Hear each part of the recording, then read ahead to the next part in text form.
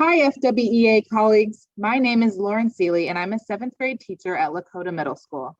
I am proud to be one of the FWEA advocacy team members, as well as a building rep at Lakota. We are hearing a lot of similar concerns across all levels about our students and members needing more support at this stage of the pandemic.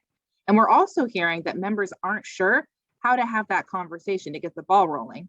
So here's a quick role play to help us navigate all of that. I'll be playing the role of a frustrated teacher, and I'm joined today by the wonderful Kelly Alexander, who will be playing herself as an FWEA advocacy team member and Green Gables music teacher extraordinaire. Thanks so much for joining me today, Kelly. Let's go ahead and get started. Hey, Lauren, you sounded pretty upset when you called me to set up this meeting. What's up? Kelly, I am so frustrated with my job right now. I have seriously considered walking away from it. I've never seen such behaviors in a middle school. Students running out of classrooms, wandering the halls, swearing, demolishing bathrooms. This isn't the way things are supposed to be. Our kids deserve so much more support to deal with coming back to a structured environment. I know that we have great educators and I love our families, but staff and our kids are hurting right now. Things are so out of control, and I know it could be better because I have seen it be better. But I hate to say this. I hate my job right now. I seriously don't know what to do. Oh, I'm so sorry to hear that, Lauren. We have language in our collectively bargained agreement that assures a safe and positive learning environment for you and your students. I know it's there somewhere. I've heard some of my reps talk about it over the years, but in all honesty, I've never looked at it. I'm just too busy. I get it, right? Just another thing on our plates. I honestly find it comforting to read some of this stuff. Let's take a look at some of the language that we've bargained about discipline and safety and instructional support. It's actually a legally binding commitment that the district and FWA have agreed to. And in order to look at the language, we should go to the FWEA website here and then open up the CBA. And we can use Control F to search for keywords. It makes it a lot easier. So if we're searching for safety, and then there's a lot in here. All right, so this section is probably the most important one you're going to want to look at.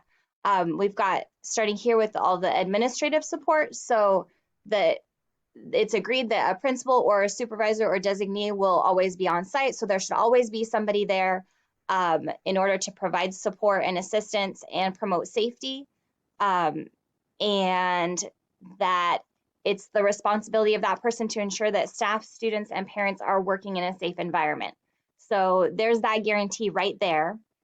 If we scroll down a little further, we've got our site discipline plans. And I think that this is probably the place where you would want to focus for your building. Every site using the shared decision-making guidelines will design and implement a site discipline plan aligned with the state and federal laws and district policies. We've got components of a successful discipline plan, and this list is really good. It helps make sure that you're not missing things, gives some good ideas, right? Culturally responsive language and practices, behavioral expectations, minor versus major. We've got prevention, intervention, and remediation strategies. Like that sounds like what you guys need. And then the procedures for dealing with all of that. We've even got, right, if I can get the page to freeze, let's see, training opportunities for staff, right? Like that would be really good if there are things that you guys identify that would help you be able to deal with some of this, that would give you some of the tools that you need. And then alternatives to suspensions, crisis intervention plans, communication procedures, all of this stuff. So do you guys have a site discipline plan? We have one, but I honestly don't think that we've looked at it since before the pandemic. We don't really have a plan, honestly. Does our CBA really have all these assurances? If we had some of these kind of checklist items in place, things would be a lot better, I think. But what can I actually do about it? Yeah, this is all guaranteed by the CBA. And that list right there is a great tool to use to see if the plan is in place and if it's really thorough enough. And then we also have a process for if the assurances of our CBA aren't being fulfilled. It's called the grievance process. And you can see it outlined on page 95 of the CBA. I serve as a member of the FWEA advocacy team, which is a group of educators trained to support membership in that process. So I can absolutely walk you through that. Oh, I don't know about that. I don't think I'm ready to file a grievance. That sounds really harsh. My principal is working really, really hard. And honestly, I don't have the time or the energy to have a fight, and they don't deserve one either. I don't want to file a bunch of paperwork. I really just want help. I think a lot of people feel that way. And I mean, I get it. Our administrators, a lot of them are just working as hard as they can, and it's tough to be asking more of them. But I don't think it has to be a fight either. Like, what if it's just starting a conversation, right? That's actually the first step of the grievance process. It's called an informal resolution meeting, and it really is just a conversation between you and an administrator to work on the problem. I've been working with the advocacy team for a long time, and I would say a vast majority of the time, the informal resolution meeting actually is what ends up solving the problem. Oh, okay. So what that would be is that you would go in and you don't have to do it alone. Do you have a few other colleagues who feel the same way as you? Yeah, there are so many of us who are concerned. Two of our grade level teams in particular, no one really knows what to do at all. So it sounds like you already have a group of caring colleagues that are ready to help problem solve, right? You can get together that group, or building reps from your school, go ask your ARs and set up a meeting with your principal. In that meeting, you would talk to your principal about how you want to have a safe and supportive learning environment for students and staff. You might, maybe one of you would tell a story about something that you've been facing, something that kind of embodies what you're seeing and some of the challenges. And then you would show your principal the contract language, which promises the support for you and your students, all the stuff we just looked at. And you would pivot to the idea that you guys need more supports in place to have an effective site discipline plan. And you would ask for those supports because they're promised in the CBA. And we even have a great FWEA document called the FWEA building level intake form to help make the process easier. And you can see right here, it's got all of these steps so that if you're feeling lost as the meeting is starting, you can just go step by step through this if that helps you feel better. I know for a lot of people, it helps them stay present in the process and know where to go. And it doesn't have to feel like a fight. Okay. But what if our principal says no? I mean, seriously, I think their hands are tied. All of their time is spent running around doing COVID tracing and putting out fires. I honestly don't see how they can get a plan in place at all.